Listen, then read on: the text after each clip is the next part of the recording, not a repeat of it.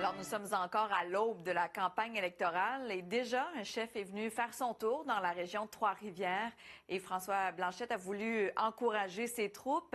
Amélie, en continuité avec son annonce de ce matin, il a plaidé pour les technologies du futur et aussi pour une décentralisation des investissements. Ce matin, il a en fait plaidé contre le projet d'oléoduc Énergie Est à Neuville. Cet après-midi, il était à Bécancour, berceau de la filière batterie, pour parler des énergies propres.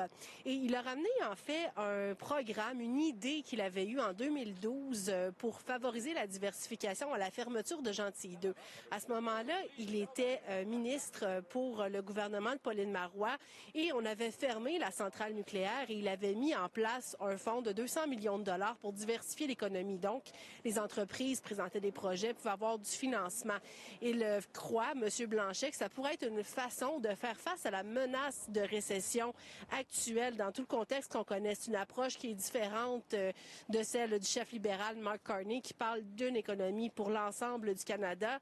Maintenant, Yves-François Blanchet reconnaît que c'est pas toujours facile. Le chantier d'EcoPro est à l'arrêt pour une période indéterminée à Bécancour. On peut l'entendre. Si une entreprise sent le besoin de dire, on va faire une révision peut-être de marché, dans d'autres cas de technologie, dans d'autres cas d'échéancier, c'est pas une bonne nouvelle parce que l'appareil média va se poser des questions et c'est normal et c'est sain et c'est votre travail, ça je le salue, mais c'est peut-être préférable de prendre un pas de recul que de foncer ou faire une fuite en avant qui pourrait s'avérer dangereuse pour un projet. Donc, c'est complet pour les candidats du Bloc québécois dans la région.